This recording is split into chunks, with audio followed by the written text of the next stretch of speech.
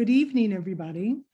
Welcome to the Asian Americans in the Brooklyn College Archives panel that is part of Professor Lisa Lowe's residency at the Brooklyn College 2021 HES Scholar. A special welcome to Professor Lowe and other guests. I'm Professor Miriam Deutsch from the library, and thank you for joining us for this panel.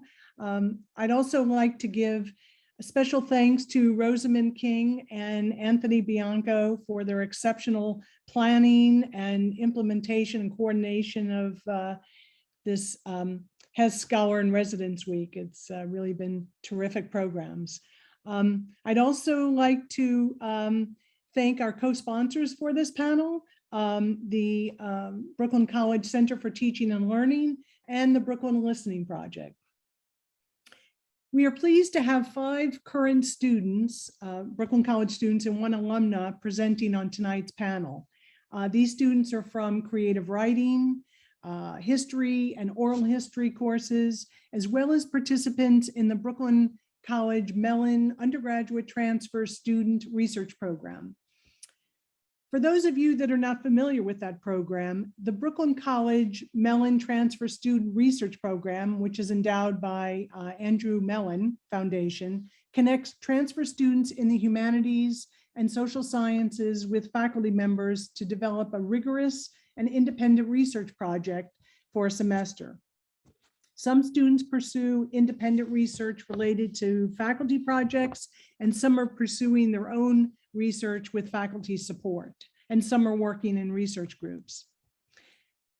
After all of the evening's presentations are completed, we will open the program for questions and hopefully a lively discussion. I'd like to begin the program with the students working with Professor Cherry C.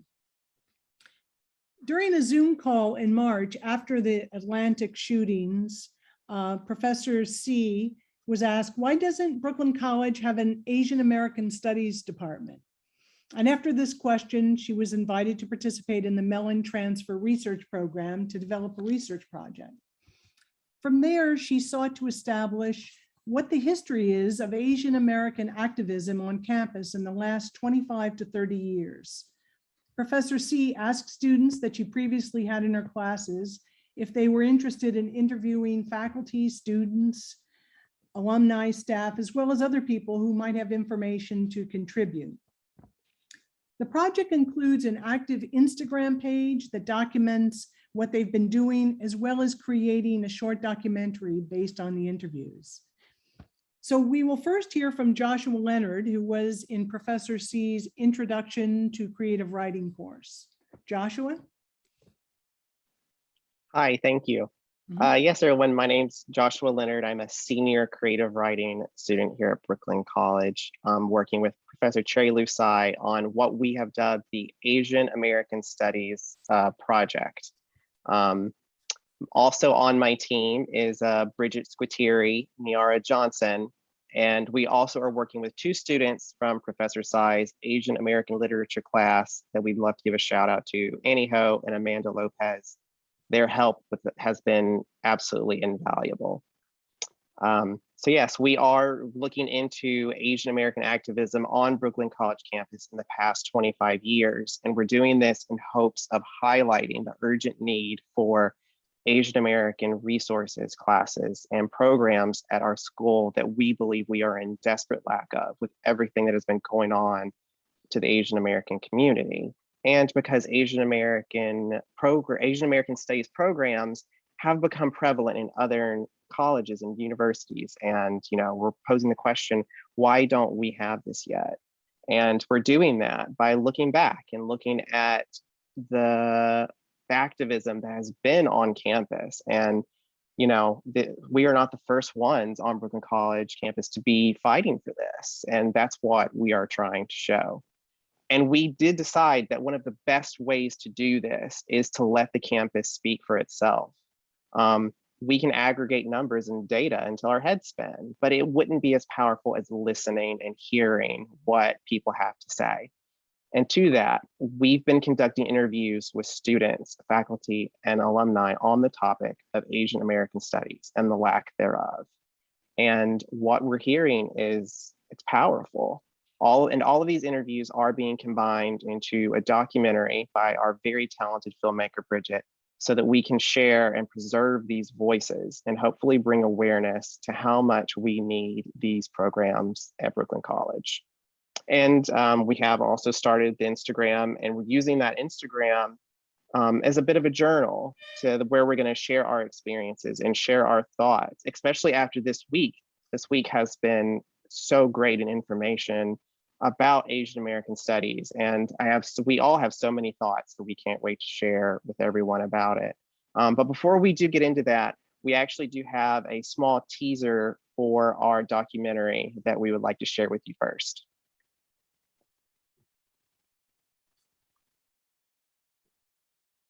I think it is absolutely critical that Brooklyn College have an Asian American Studies program. I have no clue why there is no Asian American Studies department here at Brooklyn College. Brooklyn College, it doesn't, in my opinion, celebrate diversity as much as other colleges do. We don't have faculty or resources. Yeah, great. Like we can all, start programs, fine. But how do you do it without people? How do you do it without the support? How do you do it without money? We're doing everyone a disservice, no matter their race or ethnicity, by not having a program. We have a very big Asian community. I mean, if we look at numbers, we do have 23% Asian American students. That's huge. We talk an awful lot about our celebration of the diversity of our student body. And yet so many of our students are underrepresented in the curriculum. Representation matters. And Brooklyn College is lacking that. The struggle for full-time faculty to teach courses in Asian American Studies is not a new phenomenon. It's ongoing. It definitely predates me, and it predates the working group from 2018. Maybe if a lot of these people, professors and students, attended Asian American Studies classes, they would have been more sensitive and wouldn't have been such racist. How do we fully know U.S. history if we don't know about certain segments of our population? The students are being cheated of an education. I just wish that people cared more about us. I wish that Brooklyn College cared more.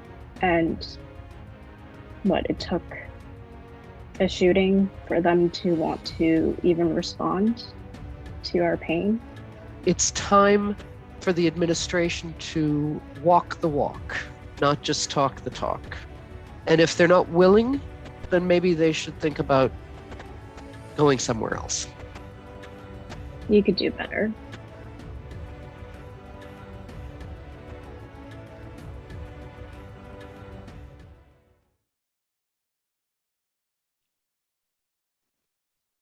And now I would like to pass the floor to Bridget to tell us a little bit more about the project. Thank you, Joshua. Hi, so my name is Bridget Squitieri. I'm also working on the Asian American Studies project under Professor Cherry Lusai and as part of the Mellon Transfer Student Research Program. Like Joshua mentioned, I am the editor behind the mini documentary that we'll be showing in the teaser you just watched. So when Cherry asked me to join this project, I felt a lot of things. I was first obviously honored that she wanted my help. But then I was really confused and surprised that there wasn't already an Asian American Studies program at Brooklyn College. I have this image in my head of Brooklyn College as this diverse, inclusive, civilly and socially minded institution. So the idea that such a large portion of the population didn't have a curriculum dedicated to their studies already was baffling to me.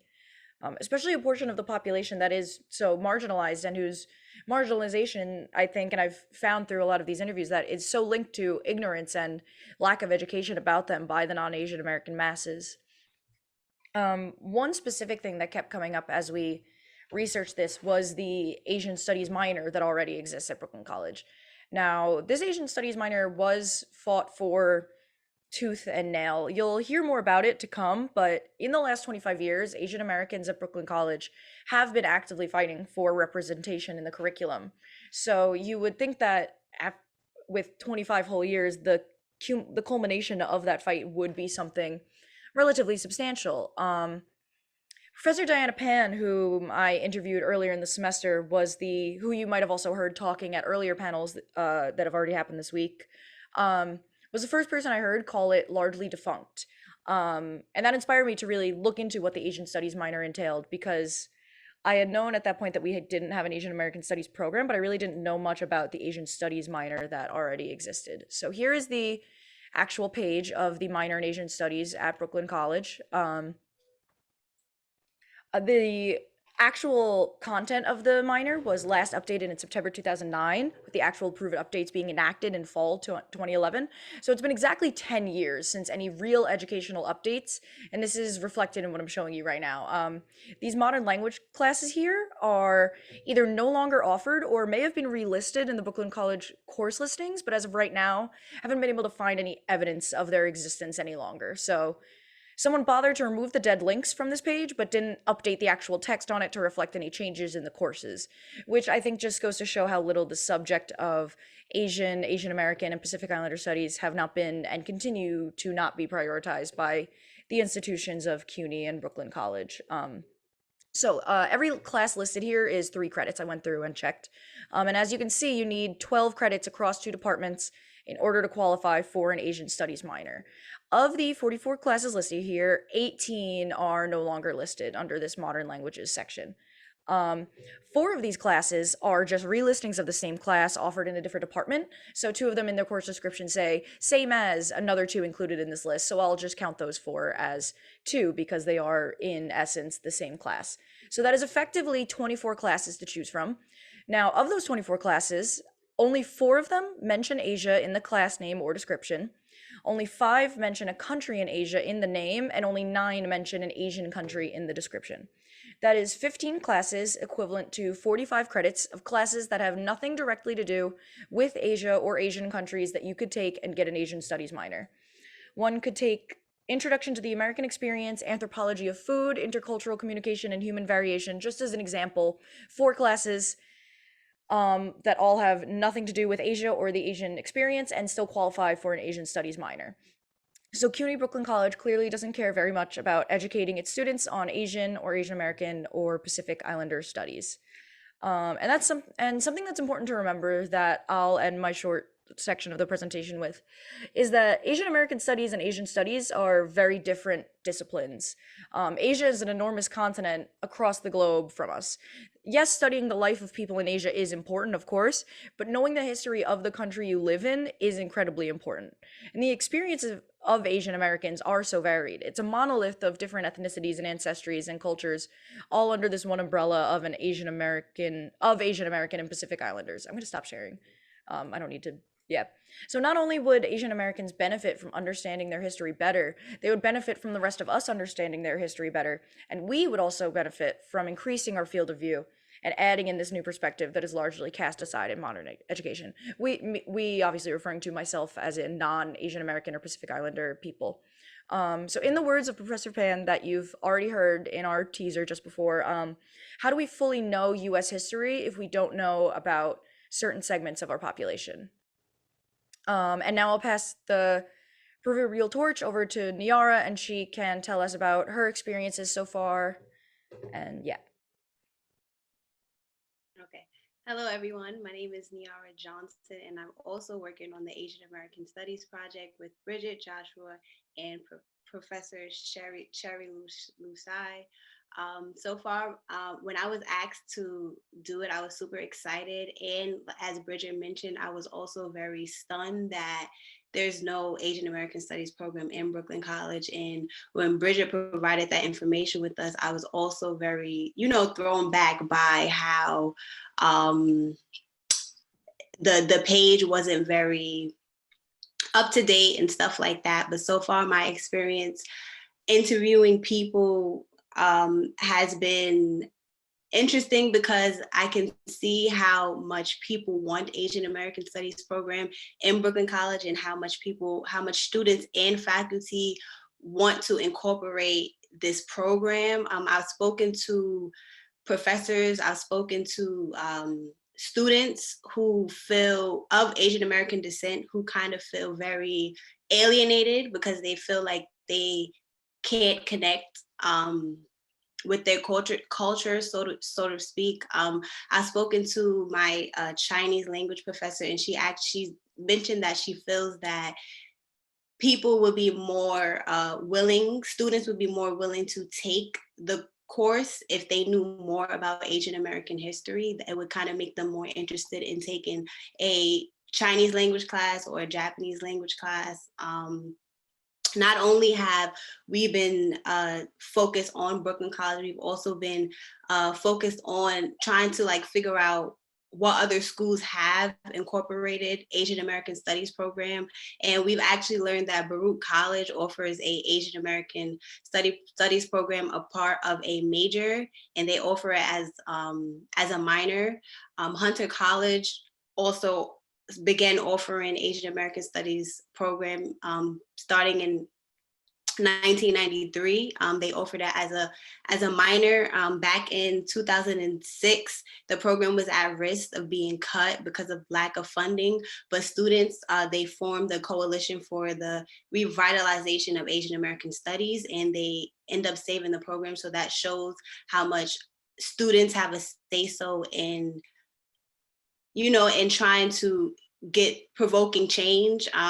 Queens College also offers a Asian American Center that was founded in 1987. So it's just interesting to see how other, CUNY colleges, they incorporate these things, and other colleges also incorporate these things, and Brooklyn College kind of doesn't really offer it.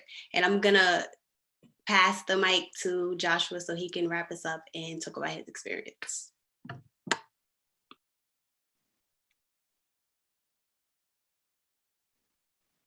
Thank you, Niara. When Professor Cherry Lusai approached me asking if I want to be a part of this, my first reaction was, what can I do? What can I bring to this? It was, my immediate thing was like a little overwhelmed. I'm like, what can I do? And I don't know why I felt that way, because as a gay man myself, I'm like, oh, this is just another fight.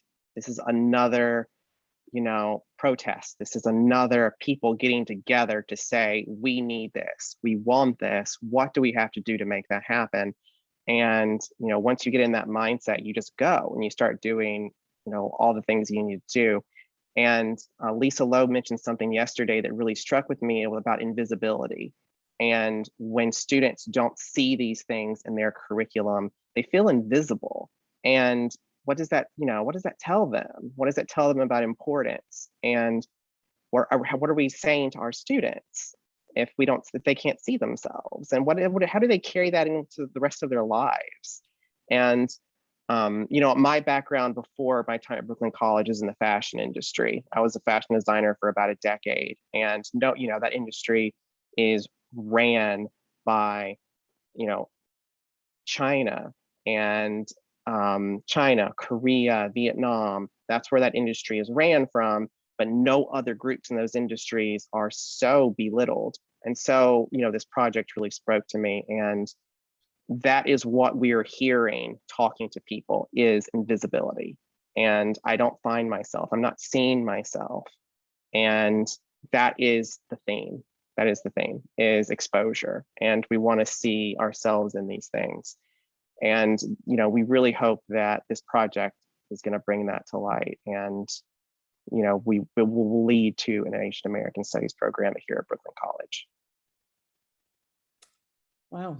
Thank you, Joshua, Niara, and Bridget. I'm so impressed with your enthusiasm and passion for this project. Your oral histories and interviews and images, and certainly the documentary related to Asian American activism will not only preserve that information related to this very important subject, but your research is going to be a great contribution to public knowledge. And we really look forward to hearing more about your project. So next on our panel is Anuna Meme, who is a history major and is doing an independent research course with history professor Jocelyn Wills. Anuna will be joined by Abby Heath, who was in Professor Wills' American Dreams and Realities course last fall, and is now participating in the Mellon Transfer Student Research Program. Abby and Anuna are both interested in archival research. Professor Wills told me that there's a real synergy between the two of you and that you both enjoy the feel of original archival documents and prefer those over digital. Abby and Anuna are collaborating on researching the Brooklyn College Multicultural Action Committee, which was launched in the early 1990s. They're discovering the many faceted quests for ethnic studies at Brooklyn College, including Asian American studies. Professor Wills and these students are working on a couple of files in the Brooklyn College archives, including old student newspapers. They will be interviewing current and retired faculty, staff, and alumni who were very involved in the Multicultural Action Committee. Abby and Anuna will now give us an update on their what they've learned so far. So, Anuna? Hi, thank you very much for having us. Can we have the slideshow up? Okay, thank you. Hi, my name is Anuna Meme, and I'm here with my co-presenter, Abby Heath. Abby and I will begin our presentation by introducing what we are working on as researchers for our independent research course with Professor Wills. We're interested in learning about Brooklyn College activism in the past and understanding what BC alumni cared about during their time. We were previously focusing on CUNY tuition issues during the 70s, but we shifted our focus to Multicultural Action Committee, and we will present some of our findings today. Next, please. So how Multicultural Action Committee got started. The first thing that happened is a cross-campus anti-bigotry teaching rally in May 7, 1990. It was the main speaker of the teaching was civil rights leader Julian Bond. And the reason behind this rally was increased violence and bigotry towards minority students. For example, Haitian BC students accused and beaten by baseball team 2 years ago on the basis of bias and bigotry. There were attacks on Jewish students based on bias, and they were performing skits featuring actors painted black faces. And there was this second teaching in 1991 that also spotted the controversial issues with the student body, the lack of representation of the student in the coursework. However, there were some mixed feelings from the students about this teaching.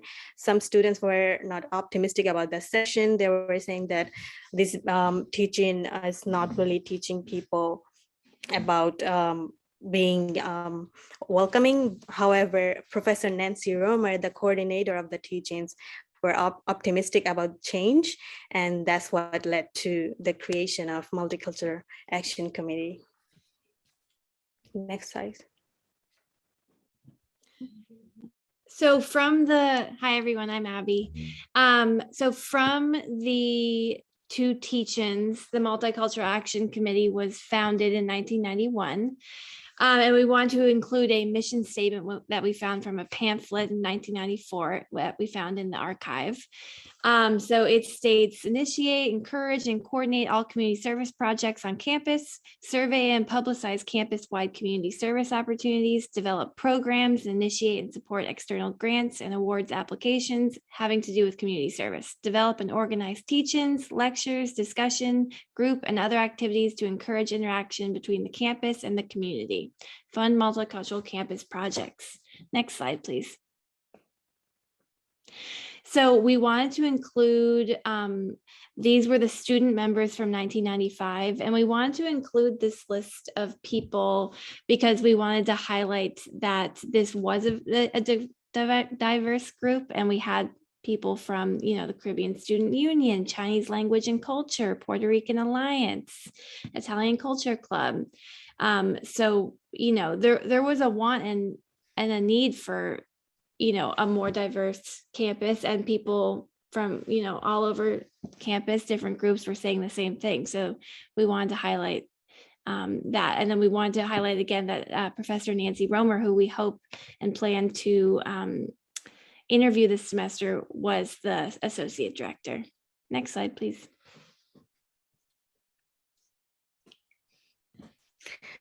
So the document on the left, the first picture, lists the accomplishments of committee from 1996 to 1997. The members participated in various CUNY conferences on police brutality, immigration, violence, and more. Additionally, they organized and participated in Transgender Alliance, Black Student Union, Culture Club, Puerto Rican Alliance, and more. And the other side of the other side of the slide, the picture on the right has a pamphlet promoting the Multicultural Action Committee in 1998. Next slide, please. So in addition to researching, the formation and the creation of the Multicultural Action Committee, both in the digital archives at Brooklyn College and the physical ones, we wanted to try to find some documents on Asian American students on campus. And so we found this document from 1995. And this is a letter from the Center for Diversity and Multicultural Studies on campus sent in 1995, asking the Director of Cultural Affairs at the Consulate of Japan to collaborate on a project that would help Japanese Americans in this case, reconnect with their Japanese heritage through cultural exchanges. And we thought that was really cool because it played together well with the Multicultural Action Committee. And it, highlights that in 1995, people were saying the same thing that we're saying today. There's a need and there's a want for establishing a community at Brooklyn College. Next slide, please. So this is a document retrieved from Brooklyn College Excelsior, April 25th, 1994. And it's a forum advocating for restaurant workers in Chinatown held by Asian Students Alliance at Brooklyn College. Asian Student Alliance worked to better both campus community as well as Asian American communities outside of campus. They widened their organization by raising awareness about issues that immigrant communities encounter in places like Chinatown. And their work also included translating the speeches that they gave from Cantonese to English for non-English speaker. We wanted to highlight Asian Student Alliance Forum's work during 1994. Next slide. So we just wanted to briefly go over again, what we're doing. So we are researching the Multicultural Action Committee from 1991 to present. And some of our goals as researchers are, as Nuna said to start, we really want to know what alumni activists cared about most when they were on campus. And even more than knowing, we want to interview these people, these students mostly, as well as faculty who were there. And we want to know their experience, and we want to document and preserve that experience the best we can. So we were, if you were there, if you were in Brooklyn College in the 90s and you participated, we would love to hear from you. We're going to put our email in the chat because we're trying to document and preserve as many student experiences as possible. And that's what we're working on. And thank you so much for listening to our little presentation. Well, thank you, Anuna and Abby. It's really terrific, important research that you're doing. And I think it's undoubtedly going to have an impact, and hopefully will have an impact. I'm wondering, do you plan to have a website that will make the interviews and the oral histories public? Yes. So, the bigger picture of our research has to do with coming up the 100-year anniversary of Brooklyn College in 2030. This is an ongoing project of Professor Wills to document and preserve these, these interviews and, this research, this important research that we've found. So I think more to come. Yeah, terrific research. Yeah, we're looking forward to seeing more. It's great. So our final speaker this evening is Anum Momin, who is an alumna, was a student in Professor Phil Napoli's Oral History Theory and Practice course. which investigates the processes and procedures of oral history and the ways this technique can be employed in the study of history. Students learn how to conduct interviews and create appropriate archival records about them and discuss various ways oral history can be used. Students design and run their own oral history project and create a presentation that demonstrates their skill at collecting, interpreting, and sharing oral history. Anum's project focused on the examination of a community of women who have been married by arrangement. Anum? Hi, hello, everybody. Good evening. It is certainly an honor to be a part of this panel and to hear everybody's research on and for Asian Americans. It's phenomenal. Before I get started, I would just like to tell you a bit about myself. I'm from Queens, New York. I graduated Brooklyn College in 2018 with a history degree, and I was a formal oral history student. And in terms of my identity, I'm a first generation Muslim American, Asian American. It's a mix of both of these identities. More specifically, South Asian and the Islamic cultures combined help to influence my choices, and it's very important to me. Which is why I chose the arranged marriage assignment for my semester-long oral history project, and it was taught by Professor Napoli. And our assignment was to pick a community to interview about 5 people and a total of 7 interview hours. And in particular, for me, I'm used to a community where, for the most part, women were and are typically married through an arranged marriage, which has a big emphasis on parents, the brides and grooms, bringing together a couple, and, they will just live a happily married life. So they think, right? And I know this sounds very outdated and strict from our 21st century perspective, but I just wanted to explore something that was and is still pretty common. Although there's definitely a big shift now with a lot of changes to meetings and the differences behind arranged marriages nowadays due to diasporic Asian communities in the West and wherever, and even in Asian countries. So more about my project. It was more about a specific community of Asian Americans. They were all raised Muslims and in New York. And it just so happened the majority of the ones who did share their personal stories were from a Pakistani household. And so regardless of nationality, of where your parents come from, religion, whatnot, this is something that many different parts of Asia can certainly resonate with, because some arranged marriage practices are so similar, and just marriage in general. And this is one particular community I just happen to be around, and I'm not really fazed by it, by the talk of this topic. This is second language to me at this point, So that was just one of the reasons why I was influenced. Just wanted to do more work on it. And so just on to getting my interviewees. While I was recruiting a lot of my interviewees, it was quite hard to get some of the people to talk about openly, to share some things as private as their marital lives for the purpose of historical archives. Just, for example, just being identified or your personal story being heard. It's just hard. And some of my interviewees just flat out said, no, I do not want to do this. This is too personal and I need my privacy.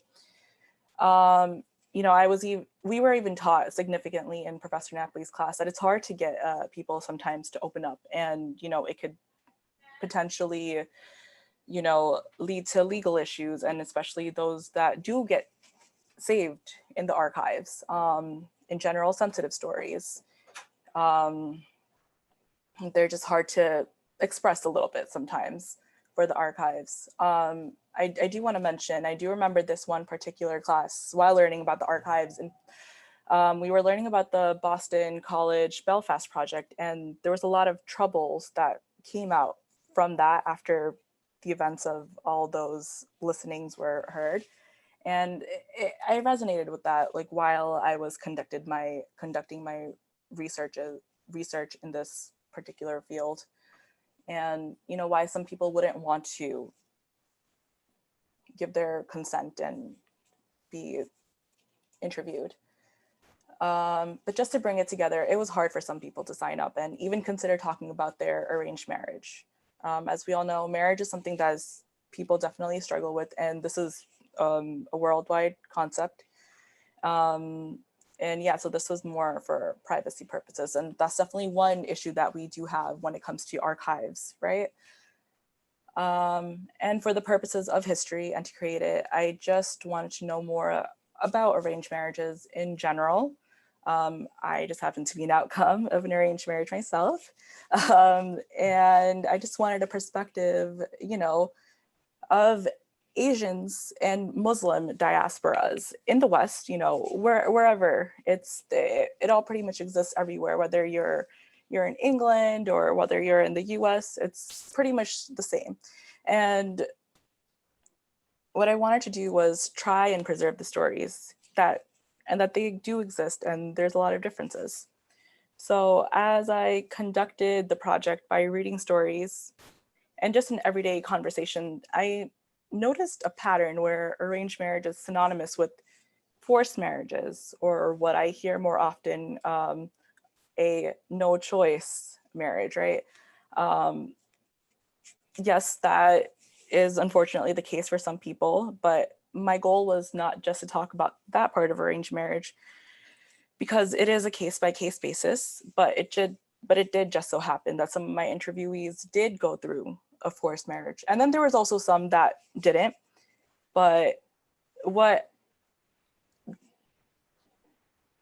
and they had what I consider a proper arranged marriage, what is supposed to be consensual between both the bride and groom. They both have an understanding with each other and they can go ahead. And that's what I've been taught growing up, that it has to be consented by the bride. Otherwise, it's not really marriage. And religiously, it shouldn't be, but yet people still do it, right? The oddities of it. So sometimes the circumstances weren't fair, obviously, from my interviewees, and this concept certainly gets very complicated and very nuanced when it comes to the different circumstances in which these women navigate from the start of their arranged marriages to the end. And I wanted to keep my conclusion as open as possible when it came to the ending of this project, because I didn't want to be seen as bad or the best, or question what the best way is to get married. I wanted to be seen as, from both a cultural and a religious perspective, how do these two get intertwined when it comes to arranged marriage. And in the case of these younger Asian girls that I did interview, being raised in the West, and how their Eastern families had an influence on their futures and what they thought to be the well-beings of their daughters. Because when we think about Asian Americans, in Asia, your family is just very close-knit and just very intertwined. Like, we always go to each other for your parents, and we just always help each other out, just like that. And with all those different stories, just what I wanted to do was try to understand the dynamics and complexities that come attached with these marriages. And as is the same with other types of marriages. And yeah, with that, thank you, ladies and gentlemen, for listening to what I had done in the past. I know, a fascinating project. Is the oral history on the Brooklyn College Listening Project website? I believe so. A few of my interviewees may have accepted to have their interviews on the Brooklyn College Listening Project. All right, well, many thanks to all of our presenters. Our program now is open to questions and discussion. So please place your questions in the chat. And I think there's going to be lots of questions about these terrific projects. Really impressive.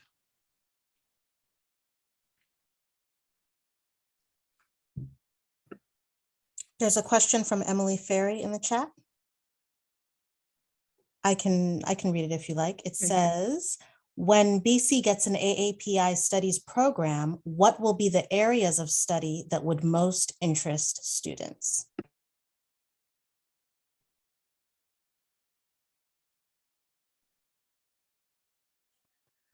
I mean, from our interviews, it kind of seems like people haven't said specific areas because they're so without that even just anything in AIPI studies would be interesting to them. And I don't think that they necessarily have a frame of reference for stuff specifically underneath it that they could learn about, so it's a hard question. I don't know if anyone has directly addressed that, but yeah, I think what areas of studies, absolutely all of them.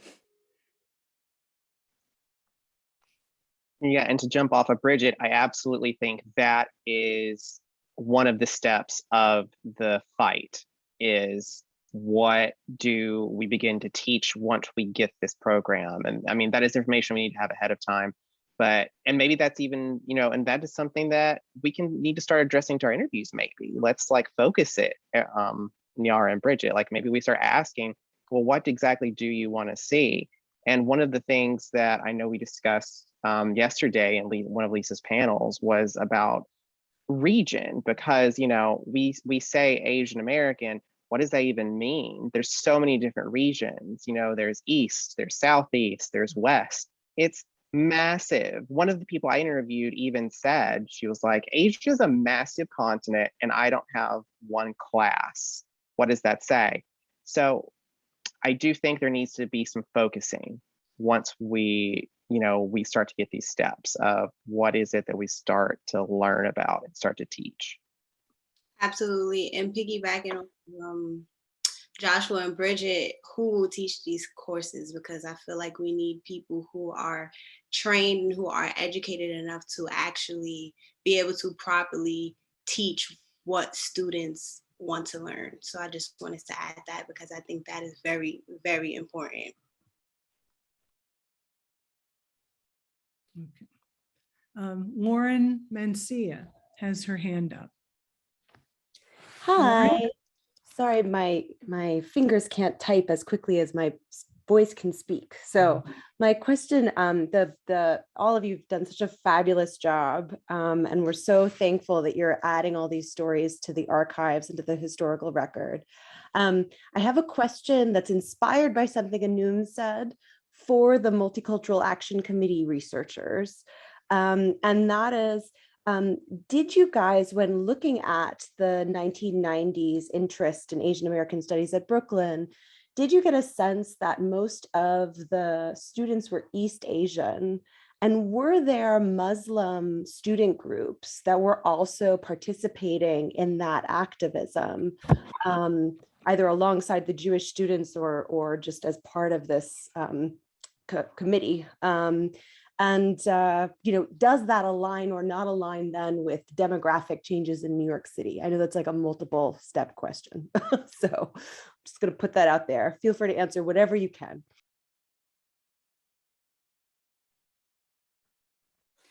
I'll start. So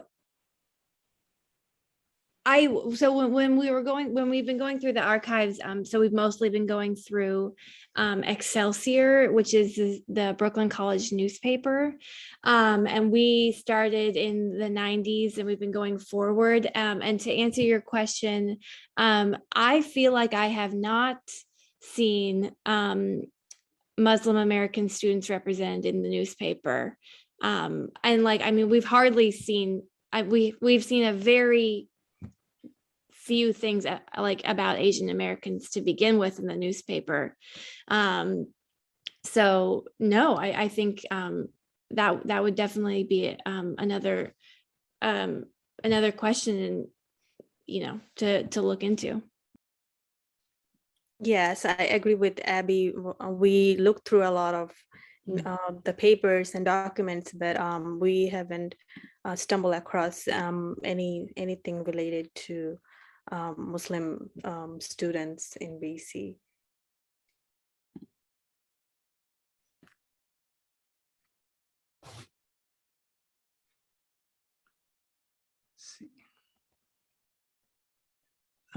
Sabine Kim. You have the floor. You want to unmute? Yes, thank you. I just had a question because I think it was Anuna who had a slide with Julian Bond, like a flyer for Julian Bond's address, and who is like, so closely connected with civil rights. And I guess my question was just, I'm just very interested in sort of multiracial activism, and I was wondering, in the archives, I guess that's what's so wonderful about working in them, is that you're looking for a specific, you have a very defined sort of research area, but then in the archives, of course, you come across all these unexpected things. And I'm just, curious about whether there are things that are like with more transnational kind of perspectives and with multiracial sort of alliances and sort of synergies. And then also maybe, there's also like the friction, right, between just curious about whether you've come across any of that, or if there's, sorry, it's very big rambling question, but just curious about that. So I'll mute myself.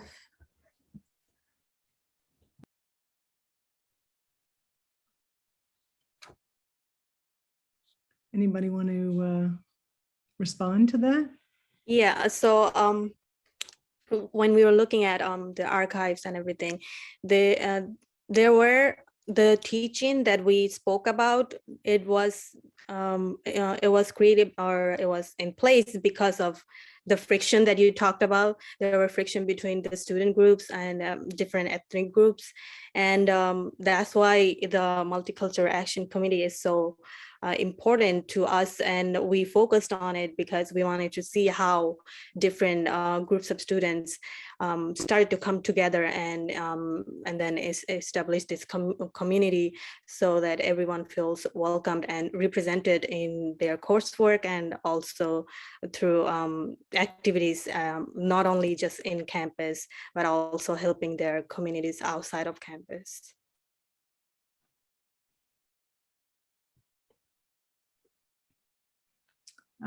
Professor Lowe? Thank you. I just want to express how exciting it is to listen to all of your presentations, and just how impressive it is that you're all working so collaboratively together with activist documentary and archival history and ethnography. It's just so wonderful and inspiring. Look what you're doing without a program, and think about what you could do if there was a program. It's just really tremendous. And I put a few things in the chat, and Loretta Chin did as well. It just seems like there's so many allied resources in the New York area of other programs, other archives that you could also connect with, and that might help give you support and resources as well. Yeah, just the all of your research together could be a real catalyst for making this happen finally. So that's very exciting. Kinga? Definitely. I feel like it's going to happen. Right. It feels like the momentum is there for sure. Kinga? Good evening. Excellent presentations, all of you. I have a question for Anuna and Abby. I'm curious, when you're going through the archives and the newspapers, have you come across any reactions to the multicultural action committees on the part of the faculty and perhaps also other students maybe not involved in it?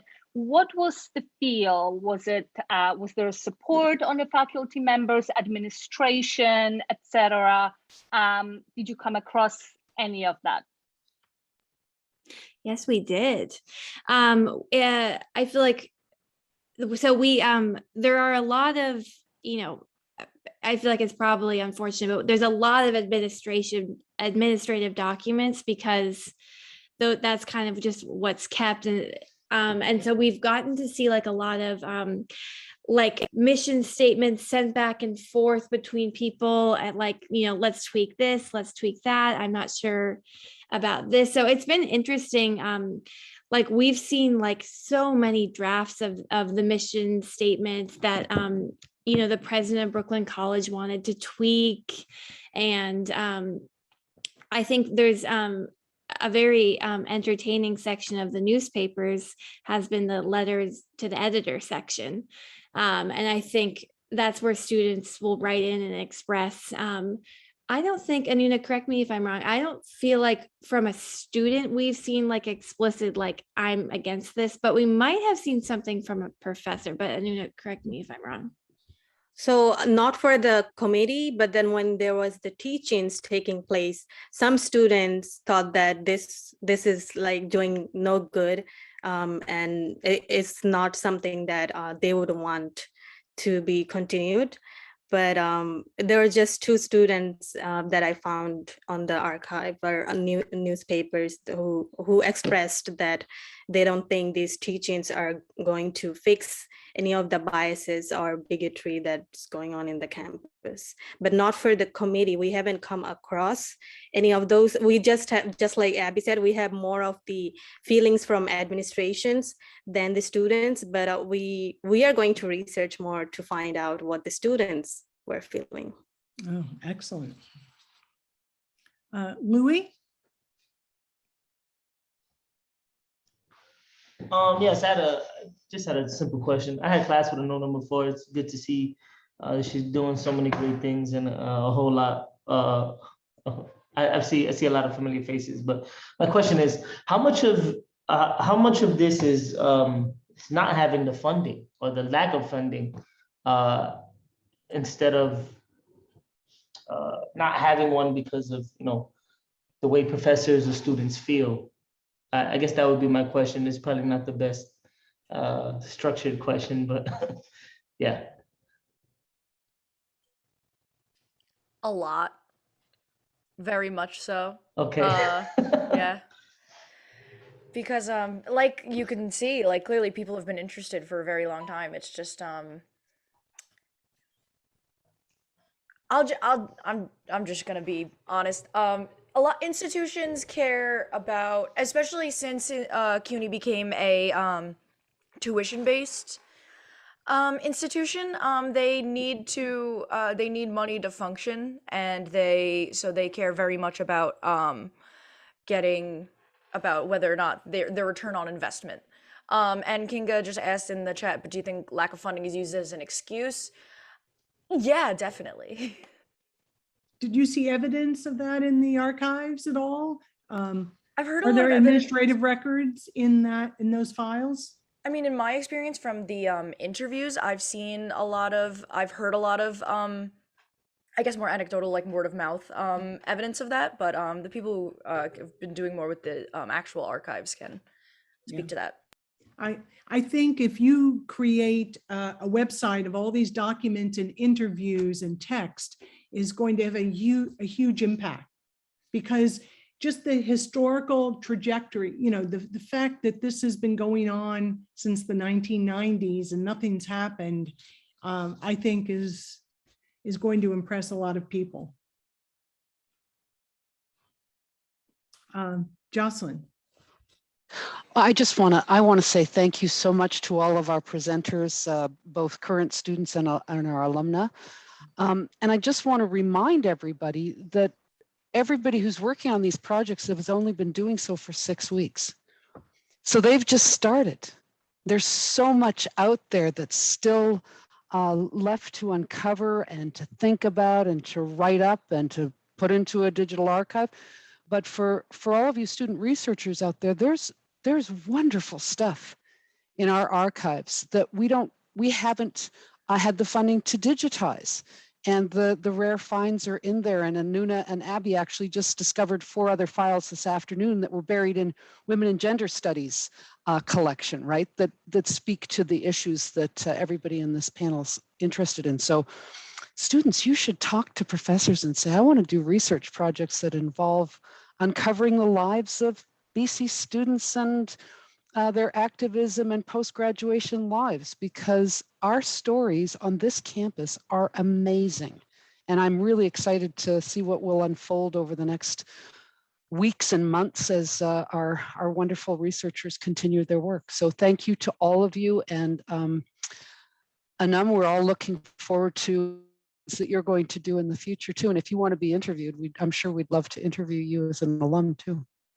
I just want to add a comment, build upon what Jocelyn is saying. As the Open Educational Resources Director of the initiative, we have technologists that can support faculty and students to create data visualization, story maps, podcasts, websites, for anything that you uncover in your research and make it publicly available.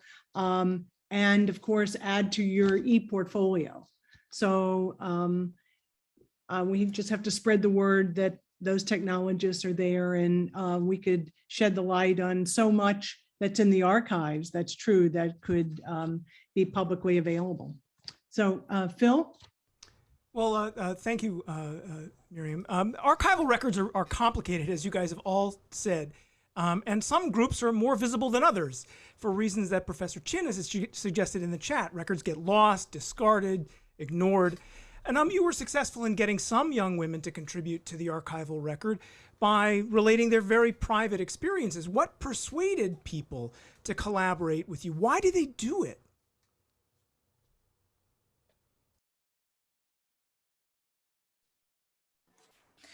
Hey everybody.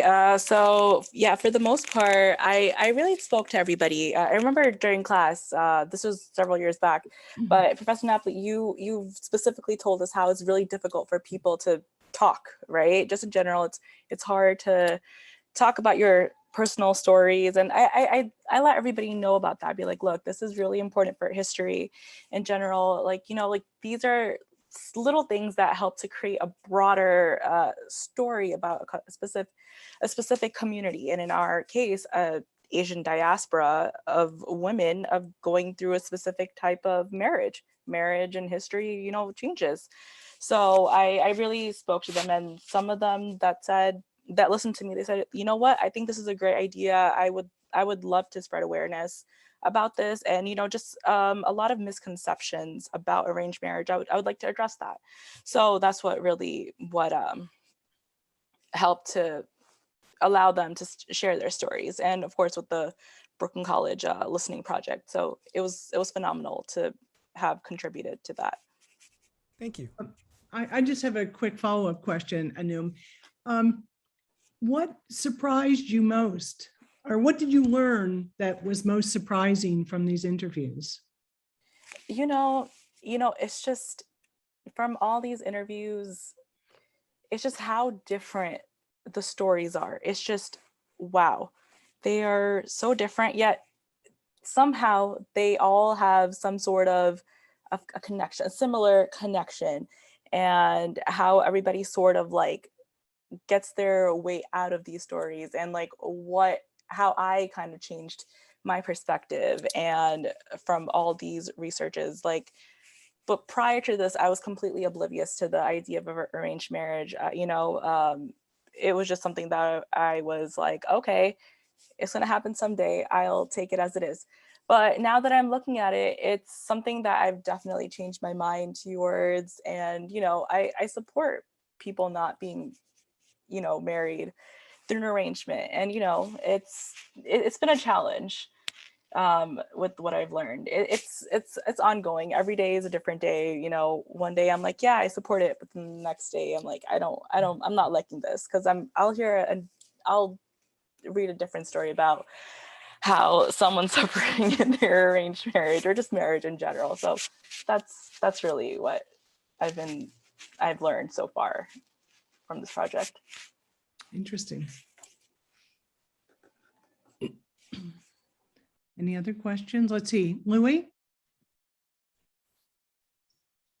Yeah, I'm so sorry, guys. I'm thinking about my question earlier. And I was wondering if, because I mean, this has been something that we've been wanting since, you said 95 or 98, if I'm not mistaken. And so to not see any traction up until 2021 is rather, I think, telling, right? So my question is, what are our plans to combat this? You know, do we have anything? I don't even know if there's a allocation of funding panel. How's it determined? Is Asian American history popular in terms of graduating majors? Is that a point of interest in these panels? Do they pit majors together to see what's popular? Or does our program get mixed in with, say, other departments to share funding? What's the plan going forward? That's my question. Because it seems like a big deal. And I seen in your introduction video, I seen one of the students claim racism, and that may be true. But I'm wondering if a bigger part of this is funding as well. I don't know how well Brooklyn College is doing with things like that. So it's a difficult question, but I figured I ask it just to get some insight.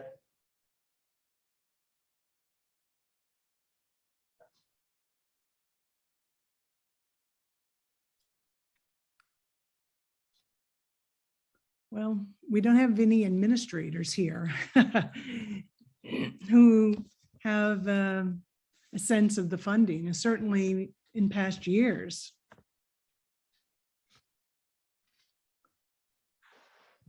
I would say the question isn't whether or not Brooklyn College has enough money. The question is more, are they willing to allocate it here? Do they find this important enough to put their money at? Right, and I'm not able to speak on the funding part, but to answer your question and how do we move forward, I would definitely say students continue to speak out, because one of the conversations that my group has is the fact that students has a lot to do with provoking change if they want to and if they push for it. Like I mentioned how Hunter College, they were actually considering closing their Asian American Studies program, but students came together and they formed a coalition to save the program. So I would definitely say it has a lot to do with, you know, the passion behind it, and as much students to move forward and push and actually provoke change. So as far as that, and I can say that I don't know about funding though. I'm not too familiar with that. No, but I agree with you about students making change, being a catalyst for change, and really big influencers. Joseph? Thanks, Miriam, and thanks to all of you. I think there's a lot of us who've been teaching at Brooklyn College for a while, and one of the things we've learned is that amazing things happen when we put students, when students become knowledge producers, when you guys become the experts and are actually teaching us, and that's what's happening. And it's really powerful, and I feel like we're really indebted to all of you. And I wanted to sort of pick up on what Niara was just talking about a little bit and ask, well, I sort of had two questions, but one is about the place of passion in research. And what you're doing is, you know, exploring the hard facts of history, interviewing people, investigating the archives, but doing it with a purpose. And I'm curious how you think about that. Some people say scholarship must be objective and neutral.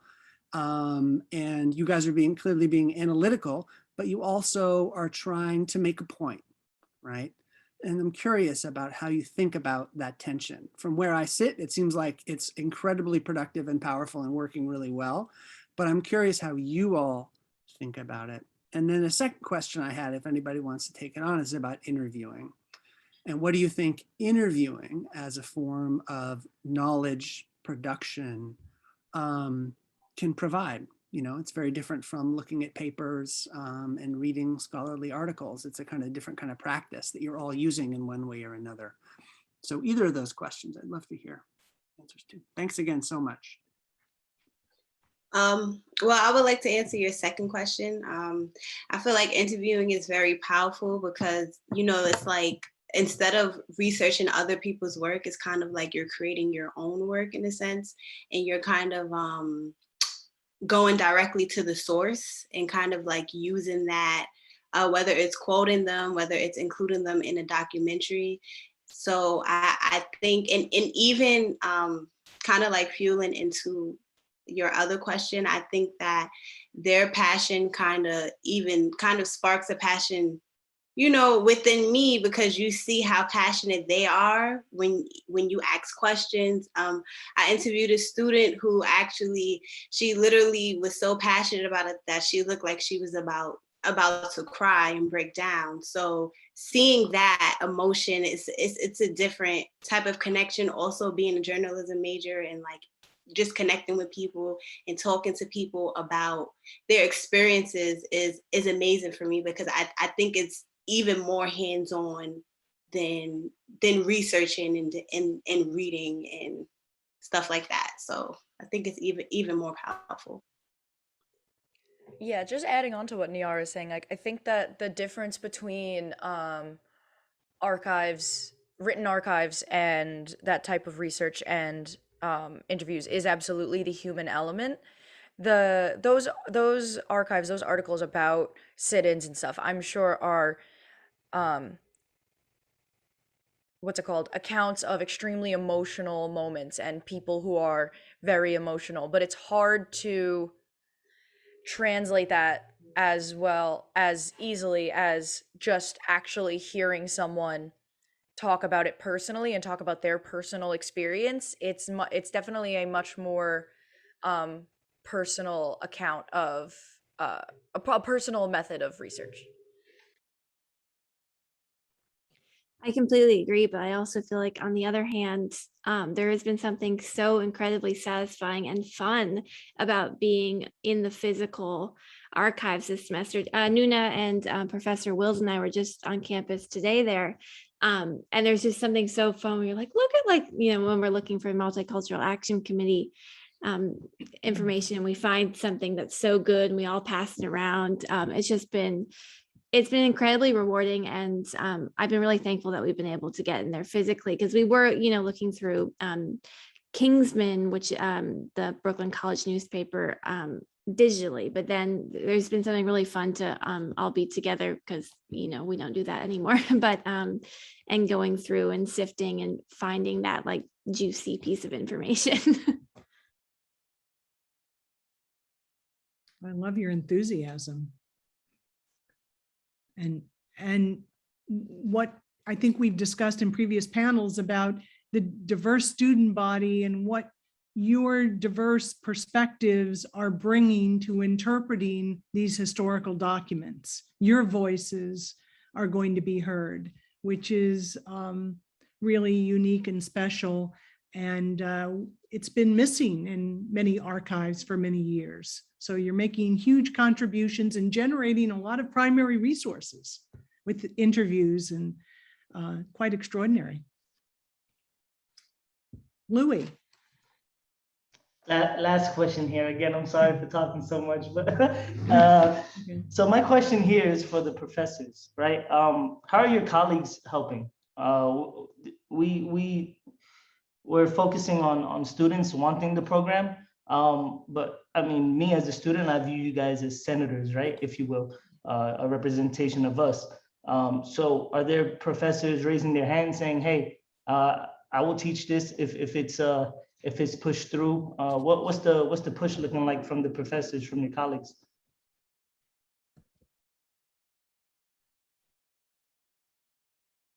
I think Professor Pan is in a place where she can't talk right now.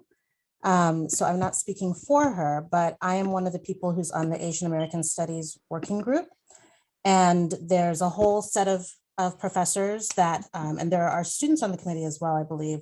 And the person leading that effort is Professor Youngie Diana Pan. So professors are working definitely. We've already come up with lists of the classes that that we're already teaching, that we're willing to teach. Ah, there's Professor Pan.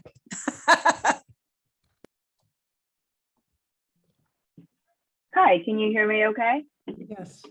I'm sorry, it's dinner time and kids running around, so so I should find a quiet spot.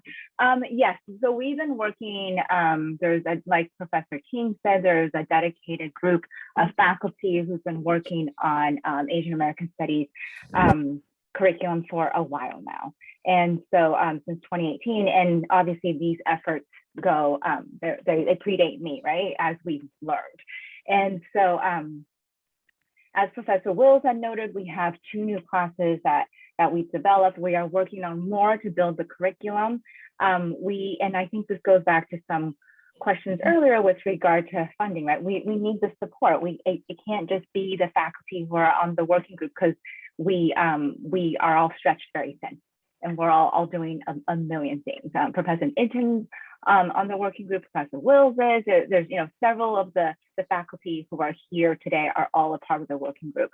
And so we are, I want to reassure you, we're working, but we need student support as well, right? So if you demonstrate to us this is something you need, obviously, the students we've spoken to are interested in Asian American Studies, but if this is something you're interested in, get in touch with me, right? And let's work together and push the administration. Thanks.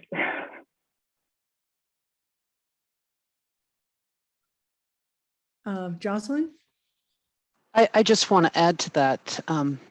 Cherry Lucy, who I think had to leave for another class, and Diana have really led the charge in terms of developing new courses, which is very exciting, and they're going to be on the books in the fall, and you can take the 2 new courses in the fall. What we really need too, something students need to know in terms of get on board and help us, we need full-time faculty lines. We can't just ask people who are already stretched to teach yet another course. And we also don't want to say, oh, you're Asian American, so I guess you could teach a course for us, right? What we want is people who are specialists in the field that we can hire. And we want to also, and students, we want your help with this too. We want to make the case that this is not just because 23% of our own students are Asian American. It's because, as Diana said earlier, as Lisa Lowe has said, and others have said, this is an important part of our history. And there is no studying American history without Asian American history. So and other topics as well. So we need full-time faculty lines. So you can help us with demanding that.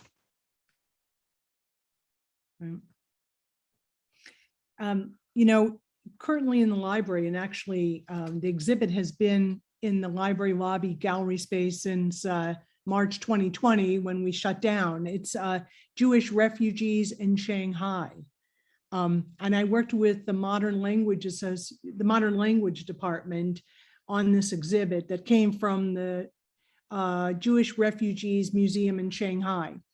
And what we noted was that this was the first time, and I've been at Brooklyn College a long time, that there's been any exhibit, art or historical exhibit related to Asia. And, but anyway, I just want to bring it to your attention. I mean, when other countries closed the door to thousands of European refugees during World War II, Shanghai opened the door and allowed approximately 20,000 refugees into Shanghai without requiring a visa. So it's a fascinating exhibit. So I encourage you to go. And that's kind of we've been focused a lot on discrimination and negative things that have happened to Asian Americans, but I also think it's important to showcase, highlight this amazing humanitarian effort that occurred during World War II.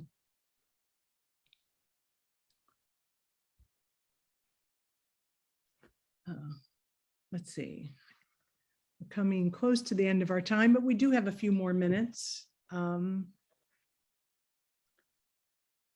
anyone else has something to add, this has been a really terrific panel. And I do, as we said, I just think that your research especially made, and I really stress the importance of it being made public, whether in the oral histories or on websites or maps.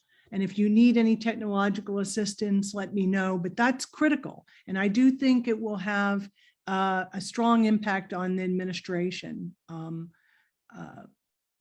to get Asian American studies. I think it'll be powerful, very powerful.